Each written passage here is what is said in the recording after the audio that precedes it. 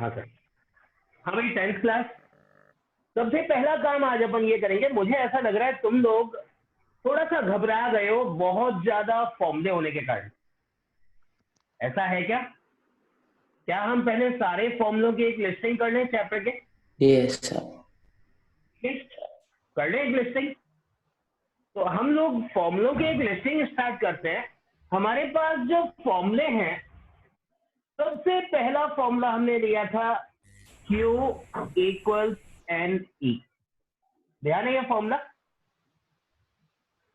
क्या था? इस फॉर्मूले में Q क्या था? Q था अमाउंट ऑफ चार्ज। Q था अमाउंट ऑफ चार्ज और इसकी यूनिट हमने किस में ली थी? कूलम्स में। N क्या था इसके अंदर? Number of electron. और E क्या था? Charge on one electron. E था charge on one electron. E की वैल्यू यहाँ फिक्स थी 1.6 इंटू 10⁻⁻19 कूलम। ध्यान है, ये पहला फॉर्मूला लिया था हमने। सेकेंड फॉर्मूला हमने इस चैप्टर में लिया था इलेक्ट्रिक पोटेंशियल या electric potential difference equals work done upon charge. Electric potential difference equals work done upon charge. Third formula हमने लिया था current equals charge upon time. Electric current हमने डिफाइन किया था amount of charge flowing cross section पर unit time. यहाँ पे time seconds में काम में लिया था हमने। फोर्थ फॉर्मूला हमने resistance and factors affecting resistance से काम में लिया था। यह था R इक्वल्स रो L अपॉन ए। यहाँ पे R क्या था? Resistance of conductor. रो क्या था? इसकी रेजिस्टिविटी। L क्या था? Length of the conductor. और A क्या था? Area of cross section of the conductor. Fifth formula हमने काम में लिया था बेस्ड ऑन ओम्स लॉ। तो हमने कहा था potential difference equals current into resistance. था ये फिफ्थ फॉर्मूला चैप्टर में, ओम्स लॉ पे डिपेंडेंट। सिक्स फॉर्मूले में फिर हमने कॉम्बिनेशन ऑफ रेजिस्टर्स काम में लिया था। तो हमने कहा था भाई सीरीज कॉम्बिनेशन का इक्विवेलेंट रेजिस्टेंस होगा RS equal R1 plus R2 plus R3। N resistors अगर सीरीज में कनेक्टेड है तो इक्विवेलेंट रेजिस्टेंस RS हम निकालेंगे सबको ऐड करके। पैरेलल के लिए हम लोगों ने कहा था 1 upon RP will be equal to 1 upon R1 plus 1 upon R2 plus 1 upon R3। जितने भी n रेजिस्टर्स हैं उनके रेसिप्रोकल्स का sum will give us the reciprocal of the equivalent resistance. The sum of the reciprocals of individual resistors will give us the reciprocal of the individual equivalent resistance. ये parallel के लिए formula था। इस formula हम लोगों ने काम में लिया था जूल्स लॉ ऑफ हीटिंग के लिए। तीन फॉर्मूले हमारे पास आए थे। H equals I square R T equals V square upon R multiplied with T equals V I C. यहाँ पे करंट हमारे पास एम्पियर में होता है, आर रेजिस्टेंस ओम्स में होता है, टी टाइम सेकेंड्स में होता है। उसके बाद नाइन्थ फॉर्मूला हम लोगों ने काम में लिया था पावर का। उसमें इन तीनों फॉर्मूलों में टी हमने हटा दिया था। हमने कहा था power in watt will be I square R will be equal to V I will be equal to V square upon R. ठीक है। और लास्ट फॉर्मूला जो मैंने कल आप लोगों को दिया, मैंने कहा था energy consume in commercial unit will be NPTD upon 1000। इसका स्लैंग मैंने कल आपको दिया था north pole taken down upon 1000। लेकिन यहाँ पे N क्या था? N था नंबर ऑफ अप्लायंसेस, P था power in watts of one appliance, T था टाइम इन आवर्स। इसलिए हम इसको यहाँ कैपिटल T दे रहे हैं बिकॉज ये T क्या है? टाइम इन आवर्स है for which this appliance is used, and D था number of days for this appliance is use. Divide by 1000 इसलिए कर रहे हैं बिकॉज वी वांट टू फाइंड इट इन किलोवाट आवर। ठीक है, ये 10 फॉर्मूले ध्यान आ गए सभी को? ये ऑल 10 फॉर्मूले हम लोगों ने किए इस चैप्टर में। इसके बाद एक एडिशनल फॉर्मूला मैंने आपको दिया, एक एडिशनल फॉर्मूला मैंने आपको दिया इन सीरीज इक्विवेलेंट पावर के लिए।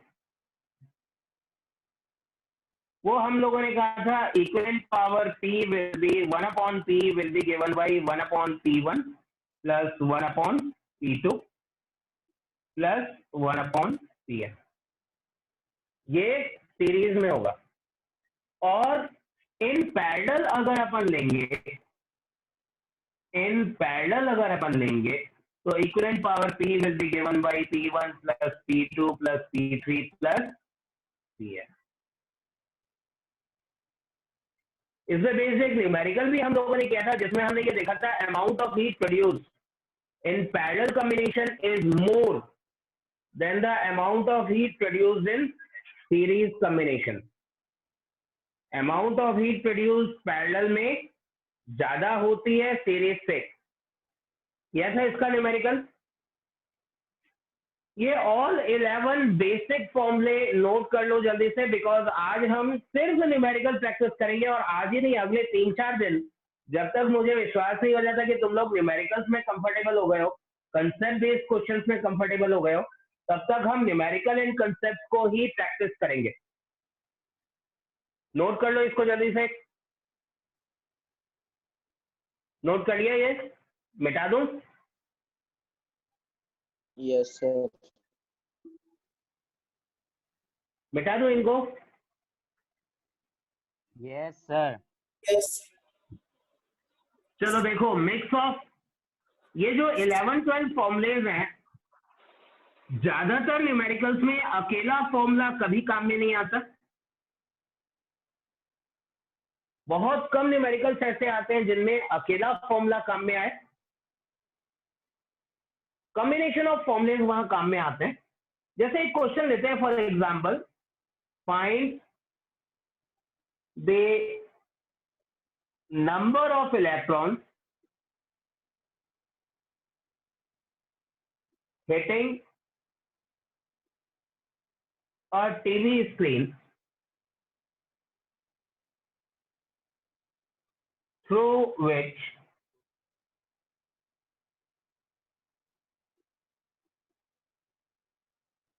current is 0.8 ampere in 2 minutes.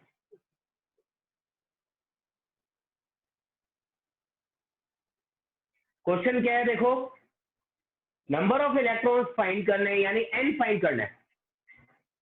n you have to find. ठीक है, कहां पे है ये number of electrons? TV screen पे हिट कर रहे हैं, जिसमें करंट कितना है? 0.8 एम्पियर है। करंट यानी I इज 0.8 एम्पियर और टाइम हमें दे रखा है 2 मिनट। और हम लोगों ने कहा था इसको हम कभी भी मिनट में तो काम में लेंगे नहीं, या तो सेकंड में या आवर्स में। तो हम इस 2 मिनट को पहले मल्टीप्लाई करेंगे विद 60, कन्वर्ट कर लेंगे सेकंड्स में। ठीक है, अब नंबर ऑफ इलेक्ट्रॉन्स n निकालने के लिए जो फॉर्मूला हमें काम में लेना पड़ेगा वो तो लेना पड़ेगा Q इक्वल्स एन ई। यहां से n equals Q upon E आ जाएगा। E की वैल्यू फिक्स है 1.6 इंटू 10⁻⁻19 कूलम, बट Q हमारे पास नहीं है। चार्ज का अमाउंट निकालने के लिए हमें करंट काम में लेना पड़ेगा। करंट के लिए हमारे पास फॉर्मूला था I equals Q upon T। इससे क्या हम चार्ज निकाल सकते हैं? इससे मिलेगा Q इक्वल्स I T। ठीक है, amount of charge is equal to current into time. यानी ये Q की वैल्यू अगर मैं निकाल के एन ई वाले फॉर्मूले में क्यू की जगह पुट कर दूं तो एन मेरे पास आ जाएगा। तो पहले मैं चार्ज निकालता हूं, how much is the charge hitting the TV screen, charge hitting TV screen in 120 seconds when 0.8 ampere current flows.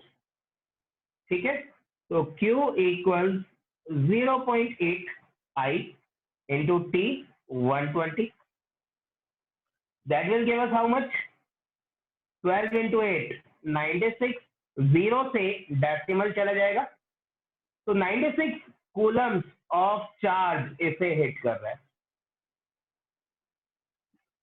96 coulomb charges hitting the TV screen in 2 minutes. Number of electrons निकालने के लिए हम formula इस बार काम में लेंगे, Q equals n e. Q की value हमारे पास 96 है, N की वैल्यू हमें निकालनी है और E की वैल्यू है 1.6 इंटू 10⁻⁻90। क्लियर है ये? यहां से N निकालने के लिए 1.6 में नीचे ले जाऊंगा, N निकालने के लिए 96 अपॉन 1.6 इंटू 10⁻⁻90। तो इस 10⁻⁻19 को ऊपर लाएंगे तो ये पॉजिटिव हो जाएगा, यही मिटा के मैं ऊपर लिख रहा हूं पॉजिटिव 19 पावर। 96 से 1.6 को कट करना है, क्या करेंगे, पहले जीरो लगा के डेसिमल हटा लेंगे।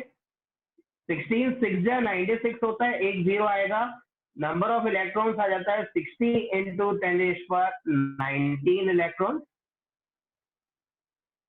अब इसको मुझे स्टैंडर्ड फॉर्म में कन्वर्ट करना है तो एक जीरो यहां से हटा के पावर में डाल देता हूं, ये आ जाएगा 6 इंटू 10⁻20 इलेक्ट्रॉन। कितने इलेक्ट्रॉन्स टीवी स्क्रीन को हिट कर रहे हैं 2 मिनट्स में, जब 0.8 एम्पियर करंट उस ट्यूब में फ्लो कर रहा है। क्लियर है? किसी को डाउट इसके अंदर?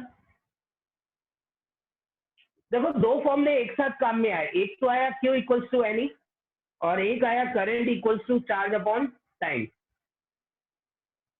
करंट वाले फॉर्मूले से हमने चार्ज की क्वांटिटी निकाली पहले और चार्ज की क्वांटिटी निकाल के हमने Q equals to n e फॉर्मूले में डाल दी। इसमें आप चाहते तो इस फॉर्मूले को डायरेक्टली वेरी कर सकते थे। यहां पे अगर Q की जगह एन ई, Q की जगह एन ई रख दो तो करंट हमारे पास क्या आ जाता है, एन ई अपॉन टी। यहां से n की वैल्यू मैं डायरेक्टली निकालना चाहूं तो n की वैल्यू आती है I T upon E, I into T upon E. आप ये भी डायरेक्टली मेथड ले सकते थे, पहले फॉर्मूला बनाते उसके बाद वैल्यूज रख सकते थे। क्लियर है सभी को? क्लियर है? मिटा दूं? यस किसी को इसमें डाउट? कोई डाउट नहीं है? Very good.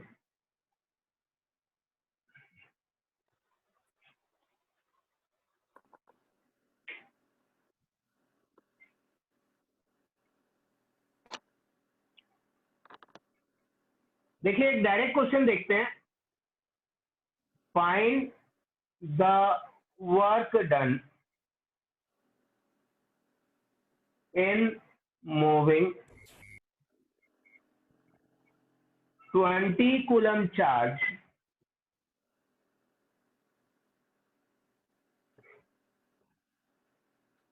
through a circuit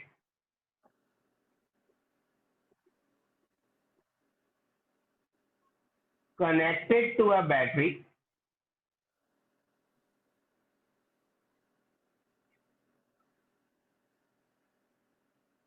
offering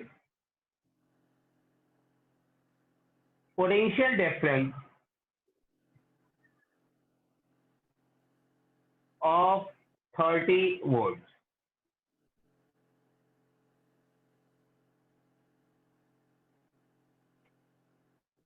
बिल्कुल डायरेक्ट क्वेश्चन है, डायरेक्ट फॉर्मूला लगेगा। कैसे? हमें क्या निकालना है? वर्क डन निकालिए। किस केस में वर्क डन निकालना है? जब 20 कूलम चार्ज मूव कर रहा है थ्रू अ सर्किट और ये सर्किट कनेक्टेड है to a battery which is offering a potential difference of 30 volt. यहां अगर मैं क्वांटिटी लिस्ट आउट करूं तो पोटेंशियल डिफरेंस V है 30 volt, amount of charge Q है 20 कूलम और वर्क डन W हमें निकालना है। तीनों को कनेक्ट करने का एक डायरेक्ट फॉर्मूला है V equals W upon Q। तो W इक्वल्स क्या आएगा? W equals V into Q, amount of potential difference in volts multiplied with charge in coulomb. तो वर्क डन यहाँ पे आ जाएगा वोल्ट, कितना पोटेंशियल डिफरेंस था 30, कितना कूलम चार्ज था 20 coulomb charge, this will give you 600 joules of work is done.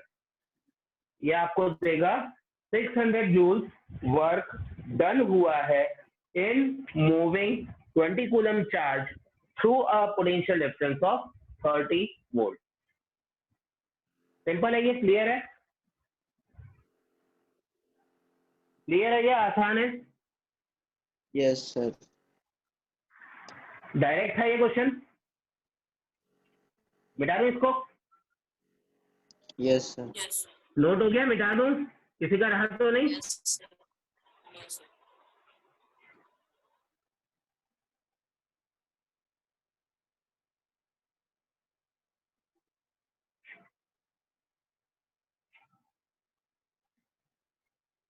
अब देखो एक और क्वेश्चन जो बहुत इंपॉर्टेंट टाइप का है, इस पैटर्न के बहुत बार आते हैं।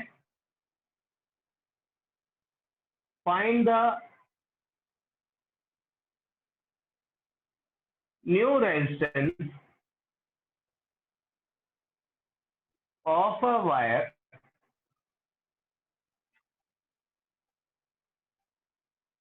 having original resistance R, length L and area of cross section A if it is compressed to 1/3 its original length. क्या बोला गया? एक वायर है जिसका रेजिस्टेंस है R, लेंथ है L, area of cross section है A और इस वायर को कंप्रेस कर दिया गया ताकि इसकी लेंथ 1/3 रह जाए। इस पतले वायर को, लंबा वायर था, इस लंबे वायर को हमने कंप्रेस कर दिया। मैलेबल होते हैं वायर, डक्टाइल भी होते हैं, तो हमने इसको रीफ्रेम कर दिया, रीफॉर्म कर दिया ताकि इसकी लेंथ 1/3 रह जाए। ठीक है? इस केस में मैंने क्या बताया था, हम तरीका क्या लेंगे? हम क्वांटिटीज लेंगे ओरिजिनल वायर की एंड न्यू वायर की।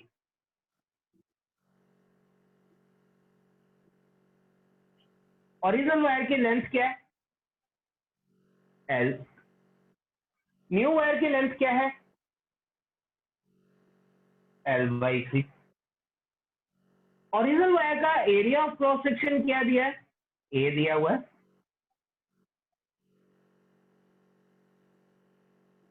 न्यू वायर का एरिया ऑफ क्रॉस सेक्शन कितना हो जाएगा? बबलगम याद कर लो। 3 है। अगर हम इसकी लेंथ डिक्रीज कर रहे हैं तो क्या सेम रेशियो में एरिया इंक्रीज होगा? लेंथ रिड्यूस की तो एरिया इंक्रीज होगा। ठीक है? सिंपल। क्ले याद कर लो भाई, अगर क्ले मिट्टी आपके पास है, क्ले को आप रीफ्रेम हाथ से ही कर सकते हो, क्ले का एक मोटा वायर है, उस मोटे वायर को आपने रीफ्रेम किया, आपने उसको वापस मोल्ड किया, तो मोल्ड करने पे अगर उसकी लेंथ कम करोगे तो थिकनेस सेम रेशियो में इंक्रीज हो जाएगी, area of cross section will become 3a।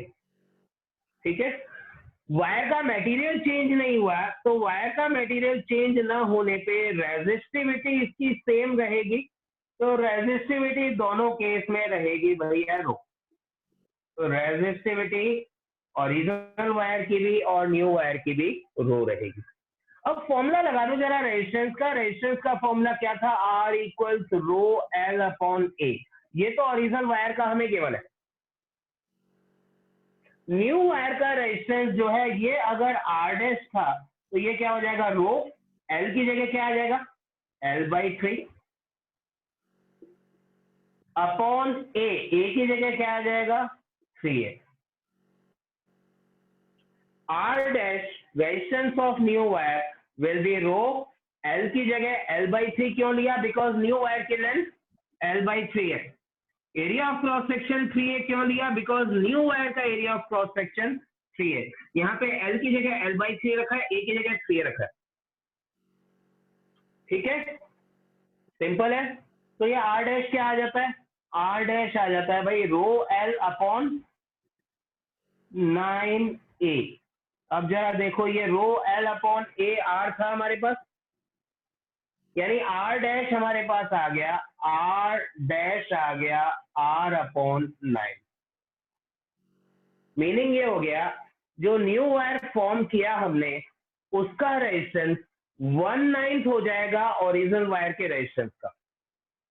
Original wire का रेजिस्टेंस अगर 9 ओम्स था तो नए वायर का रेजिस्टेंस 1 ओम्स रह जाएगा।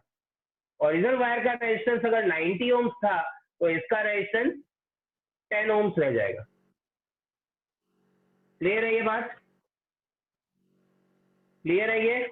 बहुत इंपॉर्टेंट पैटर्न है इस न्यूमेरिकल का। इस टाइप के क्वेश्चन केसेस अलग अलग हो सकते हैं, वायर डबल अपॉन इटसेल्फ हो सकता है, वायर स्ट्रेच करके लेंथ डबल कर सकते हैं, वायर को कट कर सकते हैं इक्वल पीसेस में, केस डिपेंड कर सकता है, but pattern remains the same. तरीका उसमें हर बार हमारा यही लगेगा, हम ओरिजिनल वायर के डायमेंशंस लेंगे, न्यू वायर के डायमेंशंस लेंगे, दोनों को कंपेयर करेंगे और न्यू वायर का रेजिस्टेंस R डैश निकाल देंगे। क्लियर है ये तरीका? किसी को कोई डाउट इसमें? या area of cross section 3a क्यों लिया, क्लियर है सबको? Yes sir. किसी को डाउट इसमें 3a क्यों लिया एरिया ऑफ क्रॉस सेक्शन? इसे हमने कट किया होता तो area of cross section change नहीं होता, लेकिन जब भी हम वायर को इलोंगेट या कंप्रेस करेंगे, स्ट्रेच या कंप्रेस करेंगे, area of cross section will change. जब भी उसकी लेंथ को हम चेंज कर रहे हैं बाय स्ट्रेचिंग और कंप्रेसिंग या doubling upon itself, the area of cross section is going to change. Clear है ये? मिटा दूं? सर कोई डाउट? हाँ सर, ये एरिया ऑफ क्रॉस सेक्शन की कंडीशंस वापस बता दो। देखो, एरिया ऑफ क्रॉस सेक्शन तभी चेंज होगा जब या तो आप वायर को इलोंगेट कर रहे हो, स्ट्रेच कर रहे हो, खींच रहे हो, या उसे कंप्रेस कर रहे हो। अगर उसे कट कर रहे हो तो कट करके पीसेस करने पे area of cross section change नहीं होता। भाई ये सिंपल सी बात है, ये पेन है, इसे अगर मैं खींच के लंबा कर रहा हूं तो एरिया कम होगा। इसे अगर मैं दोनों साइड से कंप्रेस कर रहा हूं और ये कंप्रेस हो सकता है तो area of cross section increase होगा, लेंथ डिक्रीज होगी और area of cross section increase होगा। तो जब भी स्ट्रेच करके लेंथ चेंज कर रहे हो, area of cross section will change. जब भी कंप्रेस करके या डबल ऑन इटसेल्फ करके लेंथ डिक्रीज कर रहे हो, area of cross section will increase. Clear है ये बात? पक्का? लेकिन अगर मैं इसके टुकड़े कर रहा हूं, अगर मैं इसके पीसेस कर रहा हूं, कट कर रहा हूं, तो एरिया चेंज नहीं होगा। पीसेस कर रहा हूं तो एरिया चेंज नहीं होगा। क्लियर है ये? इसी से रिलेटेड एक और कंसेप्ट देखते हैं। ये पैटर्न मुझे मालूम है दिक्कत देता है, और इसीलिए मैं आज पहले प्रायोरिटी पे इसके न्यूमेरिकल्स लूंगा ताकि काम थोड़ा सा इजी हो जाए। अभी इस कंसेप्ट के साथ कॉम्बिनेशन ऑफ रेजिस्टर्स, ठीक है, a wire of length L and resistance 10 ohms is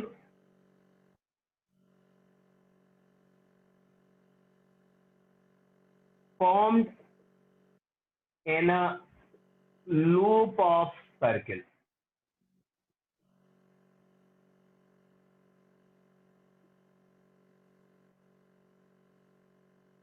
The diametrically opposite ends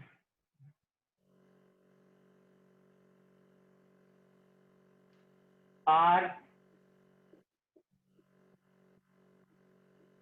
connected to a battery. Find the new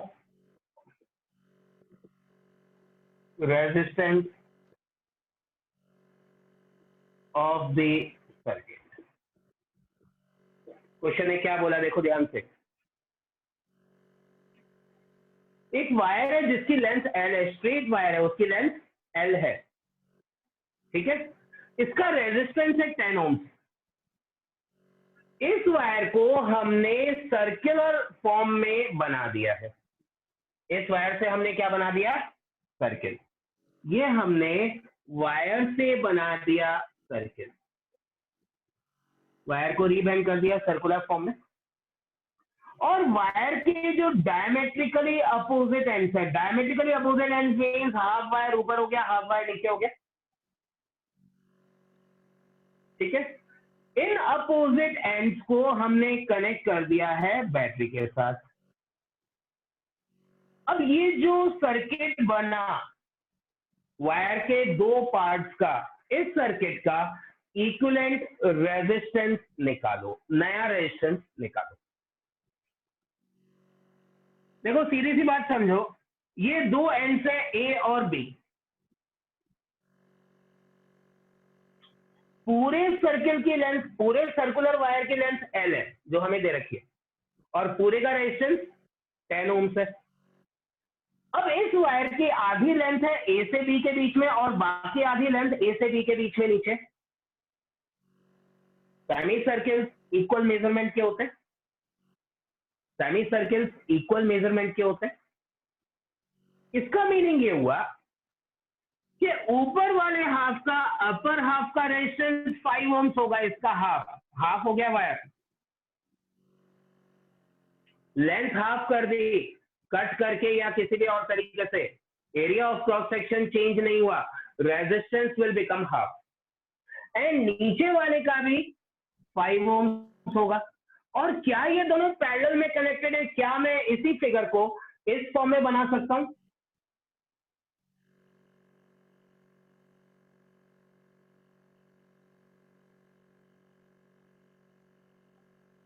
ये ऊपर 5 ओम्स का और नीचे 5 ओम्स का, क्या ये दोनों सर्किट एक ही है? हमारे पास जो पूरा सर्किल था, इस पूरे वायर की लेंथ ए से बी तक आए, वापस ए तक आए, ये लेंथ एल थी, यानी ऊपर लेंथ L/2 और नीचे भी लेंथ L/2, लेंथ हाफ हो गई बिना area of cross section change किए, बिना मटेरियल चेंज किए। मैंने आपको एक न्यूमेरिकल कराया था जिसमें मैंने कहा था आगे से हम डायरेक्टली, अगर n इक्वल पार्ट्स कर रहे हैं, हम डायरेक्टली R/n ले सकते हैं। ध्यान आया? कराया था, ये कराया था, ठीक है। तो हम क्या कह सकते हैं? हम कह सकते हैं resistance of each semicircular wire will be 10/2, that is equivalent to 5 ohms. ये जो दोनों सेमी सर्कुलर वायर्स हैं इनका रेजिस्टेंस 5 ohms होगा,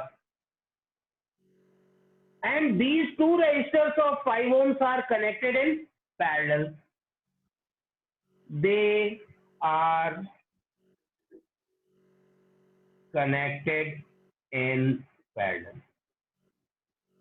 और क्योंकि ये पैरेलल में कनेक्टेड है, हमें सर्किट का इक्विवेलेंट रेजिस्टेंस निकालना है, तो पैरेलल का फॉर्मूला काम में लेंगे 1/Rp equals 1/R1 plus 1/R2। क्या देगा ये 1/5 प्लस 1/5 कितना हो जाएगा 2/5, यानी आरपी की वैल्यू क्या आ जाएगी, आरपी की वैल्यू आ जाएगी 5/2, that is equivalent to 2.5 ohm, that is equivalent to 2.5 ohm. तो बहुत सीधी आसान सी बात है, यहाँ पे हम लोगों ने कंसेप्ट बेसिक ये काम में लिया कि हमारा जो वायर है अगर उसकी हाफ लेंथ काम में आ रही है बिना एरिया चेंज किए, बिना area of cross section change किए, हाफ लेंथ अगर उसके ऊपर काम में आ रही है, हाफ लेंथ नीचे काम में आ रही है, तो हाफ लेंथ का मतलब रेजिस्टेंस हाफ हो जाएगा, क्योंकि हमने ये पढ़ा था resistance is directly proportional to the length. जिस रेशियो में लेंथ इंक्रीज या डिक्रीज होगी, सेम रेशियो में रेजिस्टेंस इंक्रीज या डिक्रीज होगा।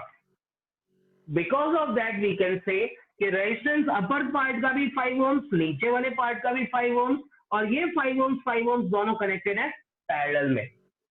तो सर्किट का इक्विवेलेंट रेजिस्टेंस निकालने के लिए हम लोग पैरेलल का कंसेप्ट काम में लेंगे। तो समझ में आया दो कंसेप्ट का फ्यूजन कैसे होता है क्वेश्चंस में? बात क्लियर हुई है? किसी को डाउट इसके अंदर? कोई कंफ्यूजन किसी को? क्लियर है सभी को? पक्का क्लियर है ये? बता दूं इसको मैं? कोई डाउट नहीं? का 5 ohms क्यों लिया रेजिस्टेंस? क्लियर हुई बात? Yes sir. कोई डाउट नहीं है? पक्का मिटा दूं ना? Yes sir. नोट हो गया? Yes sir.